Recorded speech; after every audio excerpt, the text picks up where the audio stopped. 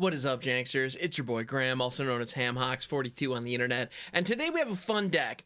It's a deck that is built around sagas. And when I say built around sagas, I mean it's almost exclusively sagas. The goal of this deck is to get as much value as humanly possible by putting lore counters on our sagas, which we do just as turns roll around.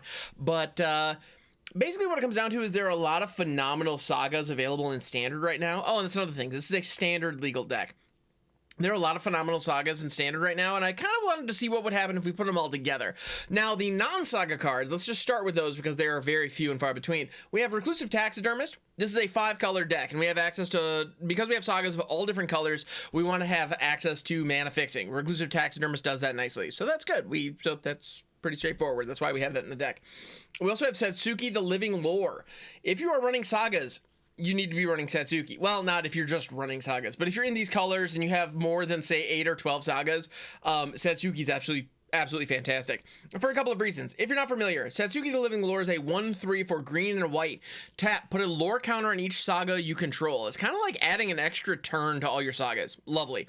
But then when Satsuki the Living Lore dies, choose up to 1. Return target saga or enchantment creature you control to its owner's hand. So a saga or a saga that has flipped into an enchantment creature, you can bounce it back to your hand, or return target saga card from your graveyard to your hand. So if one of your sagas is in your graveyard, you can reload it and start fresh. So that's absolutely fantastic. And the cool thing about that is with Satsuki being legendary, if you draw into multiples, like the reason we're running 4 here, is because if we have multiple Satsukis, we can just play one and all of a sudden it's just a regrowth for one of our sagas. We spend 2 mana, we get one of our sagas from the graveyard back into our hand, and then we can play that out for turn. Great. Absolutely fantastic. So in the late game, Satsuki's still valuable, and in the early game, they're absolutely fantastic. So Satsuki is just perfect for this deck because we have sagas top to bottom. Speaking of sagas, let's take a look at them. As far as non-sagas go, we have World Tree in our mana base, as well as a ton of different tap lands. The only ones that are really valuable here, like, we got duels for days just because we are running 5 colors. The ones that are especially relevant are these snow lands from Kaldheim. Those are in here because they can be fetched up with Binding of the Old Gods. So that's specifically why we have those in here. All the ones that have green in them are the snow lands from Kaldheim. But other than that, we have a lot of the slow lands from Midnight Hunt and Crimson Vow. So yeah, so those are in here. And then we have some basics as well. The basics being the colors of our early game. That early game being Reclusive Taxidermist, Satsuki, and Azusa's Many Journeys. Azusa's Many Journeys says you can play an additional land this turn as Chapter 1. Great. Chapter 2, gain 3 life. Cool, nothing wrong with that. And Chapter 3, it flips into a 3/3. All good, none great, with the potential exception of that first saga, or the first chapter. We are playing out a lot of very large, very expensive things, and so as a result, being able to ramp early is huge. So being able to ramp with a Reclusive Taxidermist or as Azusa's Many Journeys on turn 2 can go a long way. Jumping from 3 mana to 4 mana in a turn is big time. That's fantastic. So at our 3-drop slot, we have Fable of the Mirror Breaker. This creates a shaman token that can create treasure, again ramping us, you'll love to see it, or providing a body on board that is relevant in combat. That's very valuable as well. Chapter 2, discard 2 cards, draw that many cards, so you have an opportunity to smooth your hand out a little bit. If you're not seeing lands or seeing too many lands, you can adjust your hand accordingly. It's great. And it flips then on Chapter 3 into Reflections of Kiki-Jiki. Kiki-Jiki is amazing. Kiki-Jiki is amazing for a couple of reasons. It's not the only Kamigawa saga that flips into a creature. When the Reflection of Kiki-Jiki is online, if we flip another one, say the Kami War into the Reflection of Okagaji, we can actually use the Reflection of Kiki-Jiki to the turn that the other saga flips to create a copy of that creature and swing with it immediately. So it's sneakily giving a lot of our other sagas haste, which is awesome. And at the very least, I mean, it feeds itself by creating an additional shaman that can create an additional treasure. So worst case scenario, we just get more ramp with it, assuming we get to untap with the Reflection of Kiki-Jiki. So this card's amazing. Seriously, actually, I find I've been building decks a lot. You know, the last couple of weeks, the decks that I've been building, I've been leaning towards this card a lot because it just does so many things. So it's great. Anyway, Juke and Defends the Temple is our next one. This is a mythic rare that says on turn 1, you create a 1/1 green 1 creature token that taps to add green. Again, ramp. We want ramp. Ramp. All day, every day, ramp me up, baby. So that's Chapter 1. Chapter 2, you put a +1/+1 counter on up to 2 target creatures. And then chapter 3, it becomes the Remnant of the Rising Star. Whenever another creature enters the battlefield under your control, you may pay X. When you do, put X 1/1 counters on that creature, and as long as you control 5 or more modified creatures, Remnant of the Rising Star gets 5/5/5 and trample. This is our primary win condition, believe it or not, because this creates a board state and it helps buff our creatures, and any other creature that we get later in the game, we just get to pump excess mana into and make them huge. So Remnant of the Rising Star has an opportunity to really take over the game, especially if it's allowed to go unchecked into the late game. This card is actually fantastic. It's grown on me the more I look at it. And to be honest, when I first saw it, I was like, yeah, it's good, but is it mythic good? And it's like, the more I play it, the more I realize, yeah, it kind of is. Yeah, so Juke and Defends the Temple, great card, fits the deck perfectly. Next up, I've already mentioned it, Binding the Old Gods. If you have been playing Standard in the last year and a half, you've probably seen Binding the Old Gods. The card's amazing. Chapter 1, destroy target non-land permanent and opponent controls. If that was all we get, if that was all you got from this, it would still be worth 4 mana. But wait, there's more. Search your library for Chapter 2. Search your library for a forest card. Put it on the battlefield, tap, then shuffle. Which is why all of the forests that we have are from the Kaldheim expansion, because they are, or the dual lands that we have with green in them are from the Kaldheim expansion because they're all typed forest. So that's very, very valuable.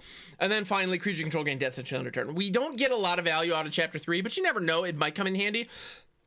The other cool thing is if Satsuki dies, we have an opportunity to pull Binding back from our hand and replay it. Being able to play a Binding the Old Gods twice in a game can be the difference between victory and defeat. So Binding the Old Gods is incredibly powerful. We also have Showdown of the Skalds in here. This is possibly one of the strongest sagas in Standard at the moment. It's fantastic. Chapter 1 is really the main driver of the deck, or main driver of this card's value.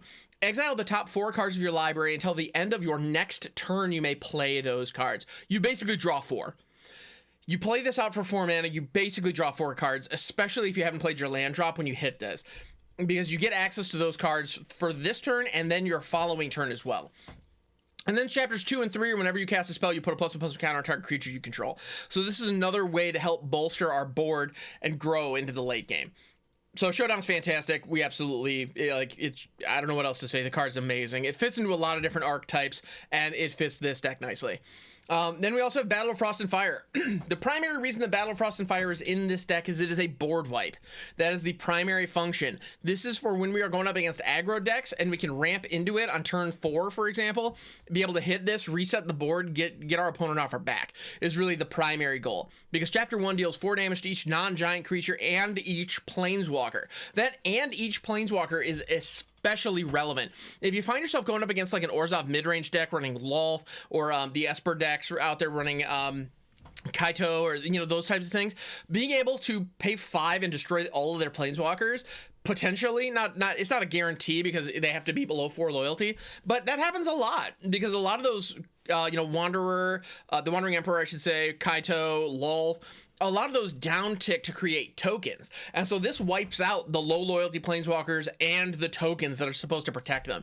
That's incredibly useful. And then chapter 2, Scry 3. It's just good value. And then chapter 3, you draw cards, discard cards if you play spells with mana value 5 or greater. A lot of the time we don't take advantage of chapter 3 because we're better off double spelling 3 drops or getting some additional stuff onto the battlefield. But if we do happen to hit Battle of Frost and Fire into another Battle of Frost and Fire, or say Awakening the Trolls or the Kami War, is not bad. Then finally, our last 2 sagas, Waking the Trolls. Chapter 1, destroy target land. Chapter 2, you put a land from a graveyard onto the battlefield under your control. Just steal the thing you just blew up. And then chapter 3, you create trolls equal to how many more lands you have than your opponent. So if you're winning the game by having more lands in play than your opponent, we're ramping, so hopefully we will. Then you're not only you limit their mana base, you grow yours, and then you get paid off for having a big mana base. Waking the Trolls is incredibly powerful, and it's a good way to stymie the opponent. If you ramp into this on like turn 4 or even turn 5, it can be backbreaking by destroying one of their lands, and especially being able to knock out one color potentially.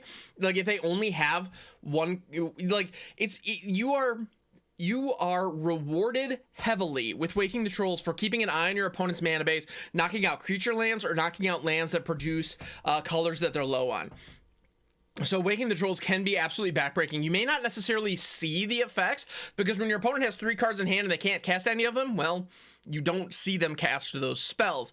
So it may not be abundantly clear whether or not you hit something valuable right away, but you can tell a lot of the times. Like if they have 5 mana untapped and are missing a color because you blew one of them up, a lot of time they end up passing the turn, which you know, you hate to see it, but at the same time, you love to see it, let's be honest. Then finally, our last card that I want to talk about today is the Kami War, which flips into Okagachi Made Manifest. This, okay, so I know I mentioned Showdown of the Skalds was one of the most, and Binding the Old Gods as some of the most powerful sagas out there, and they're phenomenal sagas. But the Kami War, pound for pound, if mana cost was no factor, the Kami War is probably the best saga in Standard right now, if mana cost were not a factor. Unfortunately for us, mana cost is a factor, and as a result, Kami War is very expensive.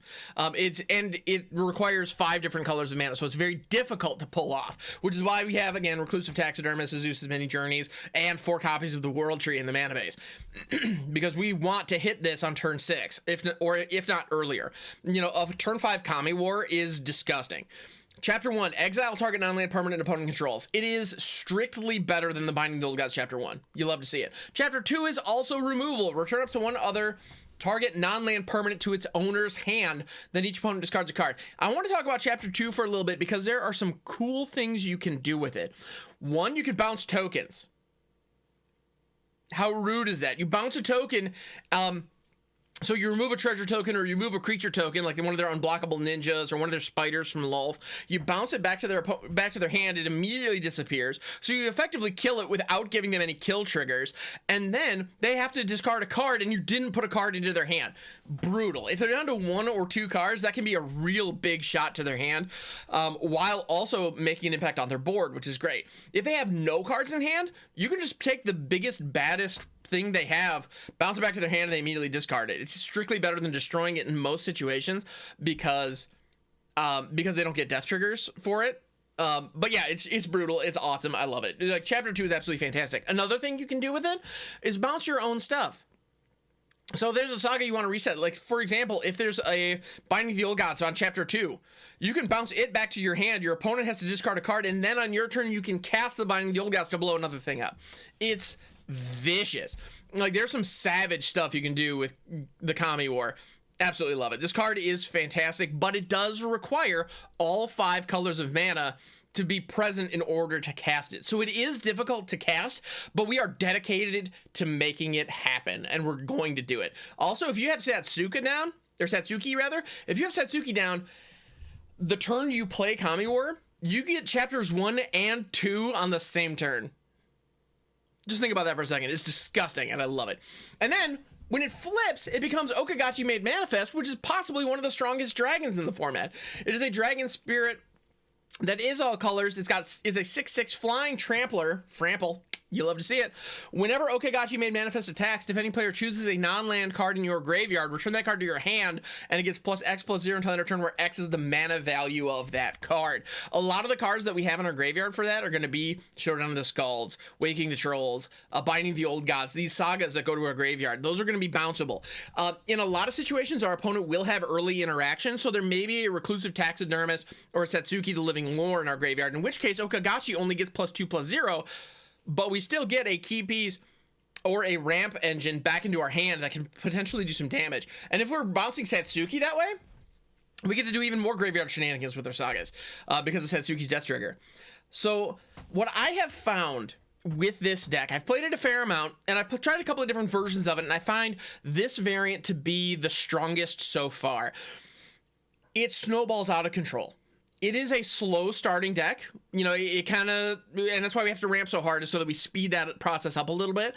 But usually what happens is the deck doesn't do much on turns 1, 2, and 3, but by turn 4, things can really start going. And when you get multiple sagas moving and ticking down the lore counters each turn, I mean, I've gotten to a point where I've had 5 sagas on the battlefield late in the game, and the opponent just can't do anything, because we're just picking off their stuff and producing a board state that is just growing faster and faster, and it becomes kind of exponential. The sheer amount of value that each one of these sagas can generate is mind-blowing. And so getting those all lined up together, and I'm looking forward to showing you that in some gameplay that we are going to be cutting to here in just a moment. But first, I want to say thank you for checking out the video. Thank you for being here. Thank you for getting through the deck tech. And if you enjoyed this deck and you want to see more like it, please hit the subscribe button. It means the world. I would really appreciate that. All right, with that little plug out of the way, let's jump out into some gameplay and see this thing in action. We've got Fable the Mirror Breaker on 3, which is going to be pretty handy. We don't have the black mana source for binding, nor the white mana source for Showdown.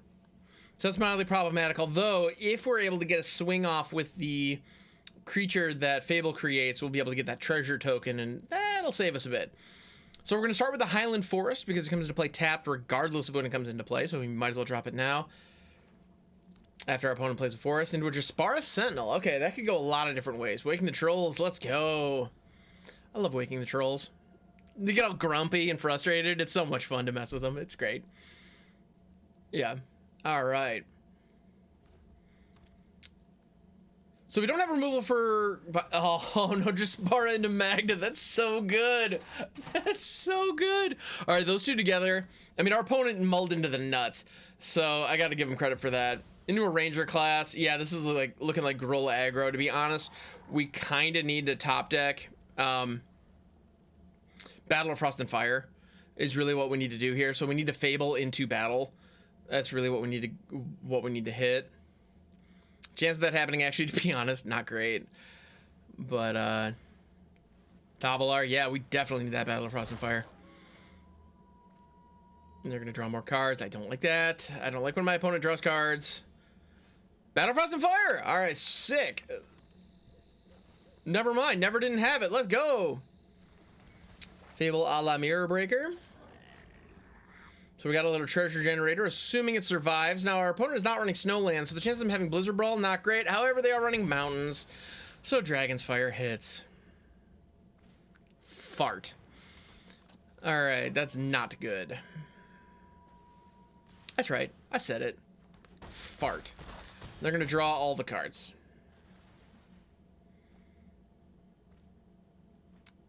Alright, I don't like that. No me gusta. Yeah, we're dead here because we didn't get the treasure attack. Well, the blue source from the Deserted Beach is nice. I'm going to let both Waking the Trolls go, because just see what else we can draw into. Juke Defends the Temple gives us a chump blocker for a turn, so that's not nothing. Might be enough to... Well, no, it's not enough to hold us on, unfortunately. Not enough for us to hold on, unfortunately. Especially with Tavalar turning it into Insta-Night. Yeah, we're dead. Yeah, we just got out aggroed. If it wasn't for that Dragon's Fire, we would have been able to hit the Battle of Frost and Fire this turn, and we would have been, like, I don't know about fine, but we would have been able to rebuild and get back into this thing. So, but as it stands, they're just going to run us over. I'm not even going to bother blocking. Come on in, opponent. I'll give you the high score, or the low score, whatever, because it's negative. Nah, actually, who am I kidding? I'm going to take Magda out on the way because I can. Haha! It's a moral victory, but it's a victory nonetheless. Not really. This was still a horrible defeat, but that's okay. Next game. If we had a red mana source, I would want to keep this for Fable the Mirror Breaker. As it stands, I don't think this is quite good enough. Well, since we're playing on the ranked queue, free win, I'll take it, I guess. This is looking keepable because we're going to be able to throw the Rimewood Falls on 1 into the Reclusive Taxidermist on 2 into binding on 3 potentially. So this actually looks really good. Assuming the Reclusive Taxidermist survives. And if the Reclusive Taxidermist doesn't survive, we have Juke and Defends the Temple. So, yeah, this is actually looking pretty great. Our opponent's starting out with the Jawari Disruption. Alright. I see you, man. I'm still going to throw the... Even though we drew into Satsuki and we have the mana to cast her, I'm going to throw the Taxidermist anyway here. Because I want to have access to that binding as early as humanly possible. Reckoner Bankbuster. Being able to bind that's actually pretty good. Woodland Chasm. The Woodland Chasm. Very nice, very nice. We're going to go ahead and bind that Bankbuster because that's a card draw engine I just don't want them to have. It's that simple. No card draw for you. And the Woodland Chasm is going to present a black mana source, so that actually gets us closer to Kamigawa, which is pretty rad. Let's grab... It doesn't really matter. Let's go ahead and grab a Highland Forest. Play out the Woodland Chasm for turn. Into a Juke and defends the temple. We're gonna create a little monk token. Nice little Uman token. Oh, they're gonna negate our Juke and defends the temple. That is wise. I'm gonna chip in for 1 damage because we can, and we have nothing to spend that mana on anyway, so we might as well. So we have black, green, red, white, and blue. With Taxidermist down, that's everything we need for the Kami War. Let's go. But instead, I'm actually going to Showdown here. Because we haven't hit our land drop yet for turn. This is going to pull a counter if they have it. At least I sure thought it did. It would have. But it did not. World Tree, let's go! But we're going to throw World Tree next turn. This turn, I'm going to throw Rockfall Vale. So we can hit a Fable of the Mirror Breaker. Or at least we can try. We'll see if it hits. It does! Yes! Let's go! Alright, the value train has left the station. It is cruising on down the track at a nice little clip. They may kill our Goblin Shaman here, which would be a mild bummer. Ooh, March of the Really Light. They downright get to exile it just for 1 mana. Alright, alright. Good work, opponent. We still have the other modes, so we'll be okay. I'm hanging out to the Kami War until they drop something valuable. Next turn, we're going to be able to World Tree into another Showdown, which is pretty rad. Oh, another thing. In Arena, you have the opportunity to set how your triggers are ordered. That is a setting. I would highly recommend you set that up if you are playing this deck. In this particular case, it doesn't matter. But when you're playing this deck, the sagas will all go on the stack at the same time. And if you don't have that automatically set up, it actually can really hurt you. I'm just going to discard the land because we have the World Tree here. Oh, speaking of World Tree. Bloop. Into another Showdown. Give me some more cards. I love me some cards. We're going to buff up the Reclusive Taxidermist because we can. And worst case scenario, I have a Juke and defends the temple, but let's see what we draw into here first. Give me something good, deck. Ooh, another Fable. I'm not mad at that. Oh, and Zeus's Many Journeys. Here, we can go Zeus's Many Journeys into the Sundown Pass into Satsuki. That actually feels like a pretty good line. I'm not mad at that. At this point, we are just trying to get the value. We're just trying to snowball the value is really what we're all about here. We're not pushing our opponent's life total yet. We're not providing damage yet because we are going to be... That's okay. We have actually... I mean, chilling with Kami War in hand is actually fairly controlling here. And so if they try to establish anything on the board, we're just going to blow it up. Hull of Storm Giants is kind of their only out here. I stand corrected. I definitely stand corrected. 'Tis all good. We got another Showdown. Let's draw into some more value, baby. More Fables and a Kami War. And a Juke and defends the temple for good measure. Let's have Juke and defend the temple.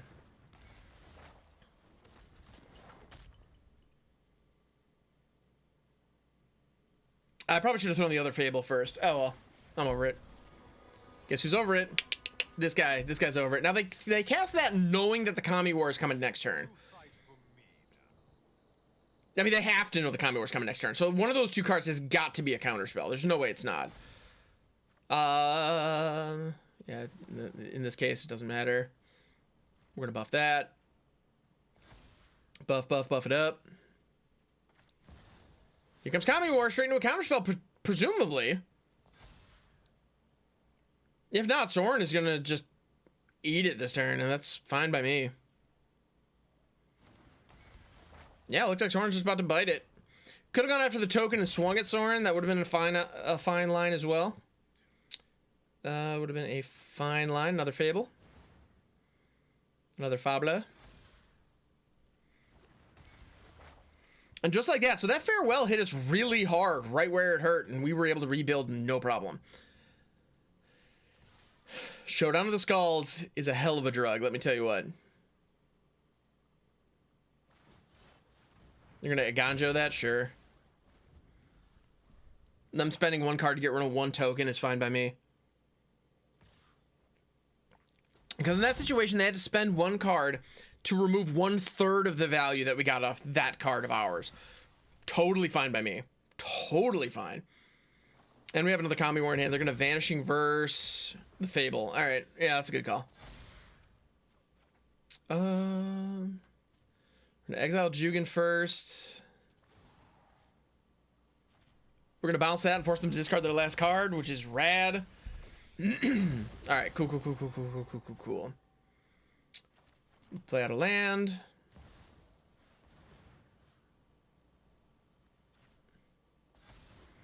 We're gonna have a modified creature. Juke is gonna create that little token. I will take action here. We have 1, 2, 3, 4, 5, 6, 7, 8. I'm gonna put 2 tokens on our little homie here. And then we are gonna hit Awaken the Trolls. Sharding the Skalds is gonna buff Remnant of the Rising Star.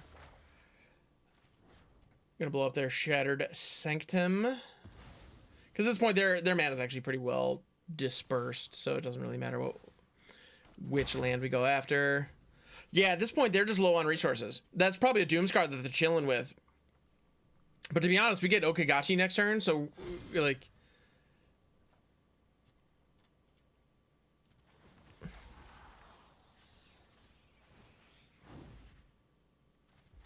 let's take a Ganjo just as soon as we can.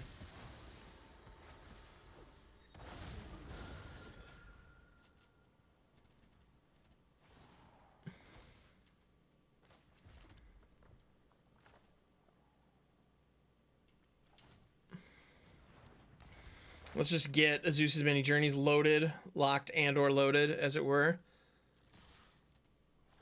It's attack time. If that is in fact a Doomscar that they've got there, they're going to have to use it. I'm going to keep Kami War back, because we don't have anything to target here. It is in fact a Doomscar. Hate it when I'm right. That's okay, though. Waking the Trolls is going to trigger this next turn. We're going to be just fine. And here's a situation where we want these things to trigger in order. I want Juke to come into play before the Waking the Trolls trigger. Let's just gain life first, just because we can. Alright, so Juke comes into play first. Boom! And now each one of these trolls gives us a Remnant of the Rising Star trigger.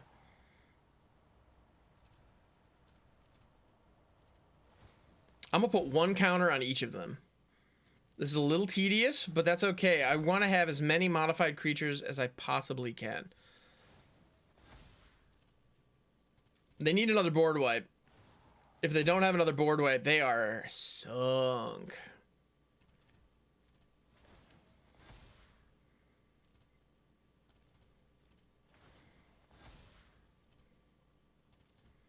All right, cool. So they're all modified. We even have the mana to cast out all the stuff. I'm going to cast Satsuki that way if they have another board wipe. 1, 2, 3, 4. Let's just put 4 on Satsuki, because I'm not going to cast Kami War yet anyway. Boom. Huge board. If they don't tap deck a board wipe, they're sunk. If they do tap deck a board wipe, we still have a 3/3. Now, got him. Yeah. That's what this deck's supposed to do right here. That is exactly what this deck's supposed to do. This is a snap mull, in my opinion. It's a 2-lander. It's really that simple. This is a 3-lander with a Reclusive Taxidermist coming down on 2. This looks like a keeper. I'm going to let one of the bindings go. So we have World Tree on 1 into a Mountain on 2 into Reclusive Taxidermist. If Taxidermist survives, we have access to the Binding of the Old Gods. And if they don't play anything for us to destroy with Binding, we have Juke and Defense the Temple. Feels pretty good. They're going to go for the Concealing Curtains action. All right. Okay, main. I see you. Main. I actually don't like that. I don't want them. I don't want that around. Let's get it gone. That thing makes me nervous. Concealing Curtains is very powerful. So Concealing Curtains to hit our Waking the Trolls or Battle of Frost and Fire could be very painful for us. And Binding is also going to ramp us now, which is nice. Strict Proctor. That is bad news. That is really bad news, because the lore counter being applied... The lore counter being applied is an ETB trigger. So we got to pay 2.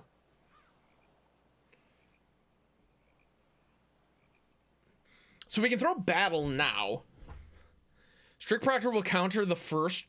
If I'm not mistaken, it'll counter the first trigger going onto it, and then we'll get the trigger on our next turn. I'm going to do that, if I'm understanding it correctly. Oh, no! It doesn't counter the saga. Never mind, just kidding! It's not an ETB trigger. It apparently... No, it enters as this saga enters. It's not a when this saga enters, you do the thing. Okay, cool. Groovy cool. Let's get our scry on. Another Taxidermist, but first, let's get the land first. No, let's go Binding. Binding is rad. I'm a fan. I'm a big fan. Actually, let's let the Taxidermist go. I think we're going to be fine. And let's look at the land. Let's just grab the binding. All right. The more I look at it, the less we need it. All right. Cool. Let us wake the trolls. We're gonna blow up their dual land. Boom. Waking the trolls is mean, and I love it. When you can ramp into waking the trolls effectively, it gets bad fast for your opponent.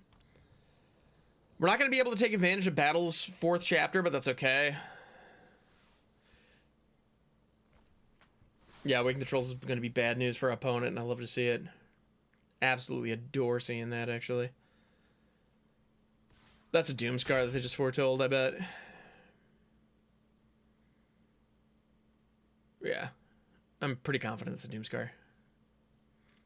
Doomscar. Or maybe not. Maybe not. Yeah, it doesn't matter. Give me that little homie. Juke is going to defend the temple. I'm going to hold binding back. The reason that I'm holding binding back here is if they wipe the board after the trolls come out. Yeah, I'll prevent 4 damage. That's fine. If they wipe the board after the trolls come out, which I'm thinking is very likely at this point, I want to be able to binding Edgar's Coffin. I'll have to pick the targets when it goes on the stack, so it actually doesn't matter which order we put these in. Trolls! Fabulous trolls. All right. I'm going to hold the Reclusive Taxidermist because, again, I'm pretty confident a board wipe's coming. I could be wrong. I often am. But in black, I mean, they may have a Poison in the Cup, but I think it's far more likely that's a Doomscar. And we're representing 12 damage here. I'll block because, again, they're going to wipe the board. Otherwise, they wouldn't have attacked into that if they didn't have the board wipe.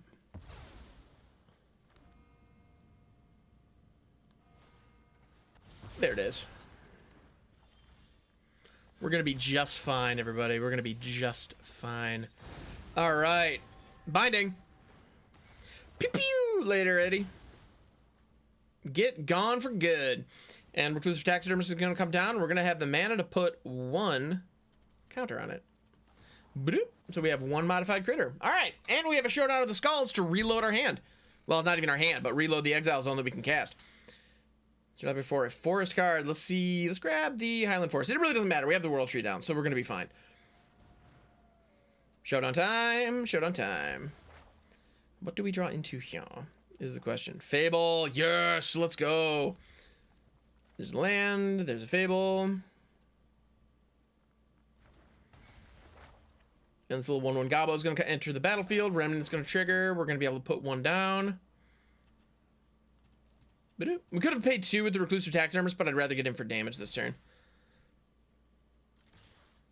Man, Remnant of the Rising Star is getting some work done. Wandering Emperor! Ah, farewell, Remnant of the Rising Star. You will be missed. But we're going to be able to Kami War next turn, so we're going to be just fine, yo.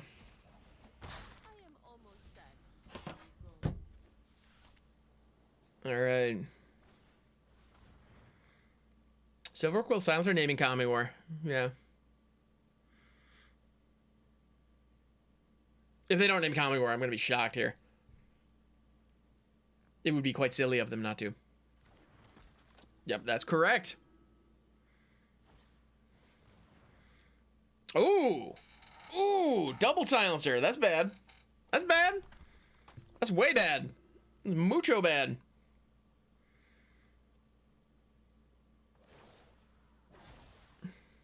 Remember your training. Curse of Silence also naming Kami War? Get out of here! Dude! That could not have been meaner.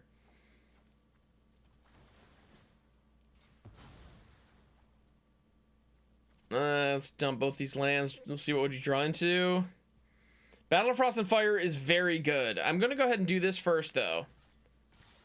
Going after Emp. I'm going to create a treasure token. They both have Death Touch, so any blocks here result in stuff dying. Okay, cool. They're going to do that. If we battle a Frost and Fire, are we going to be able to hit Kami War this turn? I don't think so. We have 4, 5, 6, 7, 8, 9, 10 Manya's available. Curse of Silence makes it cost 2 more regardless. We're going to lose 6 life, and they're going to draw 2 cards if we just drop Kami War straight up. How badly do we want it? I think I want it. I think I want it really badly. Or do we just Battle Frost and Fire, throw Zeus's many journeys, and be sad? And just accept that Kami War is gone forever?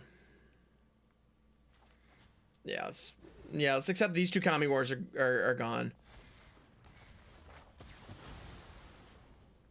I should have thrown a Zeus's first, or Reclusive Taxidermist could have survived. Oh well. Well, our opponent went really hard on preventing those Kami Wars, and it was successful. I punted there by not casting a Zeus's first, getting the +1/+1 counter from Showdown to Lunar Aspirant. All right, Archon of Emiria. That actually doesn't hurt us that badly, so we'll be fine.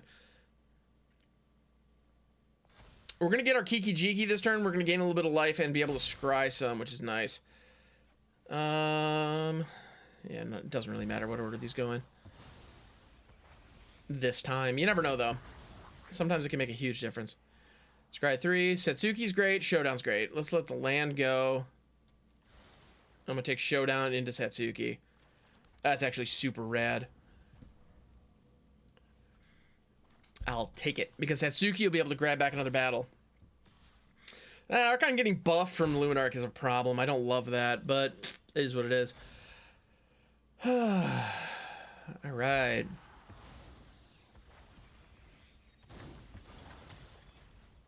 Archon actually really is actually an issue now, because if we throw Showdown, we're going to exile a bunch of cards and we're not going to be able to cast them. So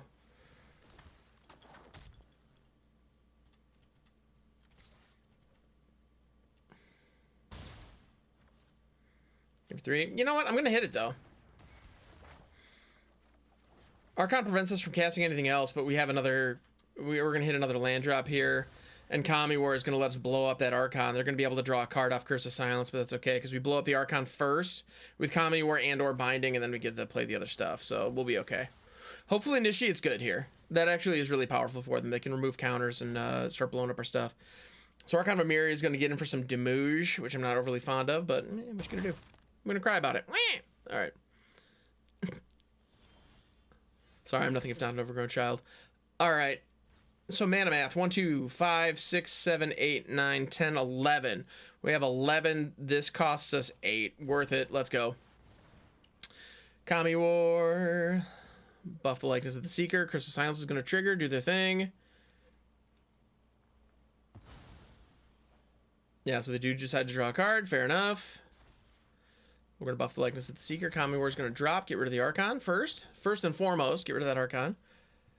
And then we can drop a bind. Yes! They scoop it up. Let's go! Got him. So we were going to blow up. So here's what was going to happen. We were going to hit Platinum 1.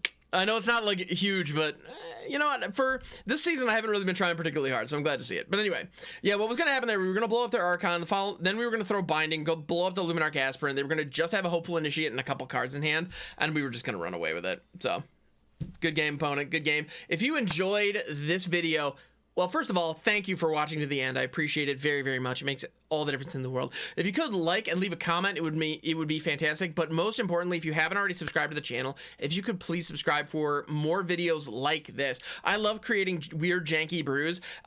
And also, if you want to see other brews, please leave those in the comments. I'd love to hear your thoughts and hear your ideas. I also stream on Twitch, twitch.tv/hamhawks42. If you want to challenge me to build a deck live on stream, you are more than welcome to do that. There's a channel point redemption there. And channel points are a currency that you get just by hanging out on Twitch. So thank you so much. I appreciate you. I'll catch you on the next one. And until then, stay safe and, be good and all that jazz.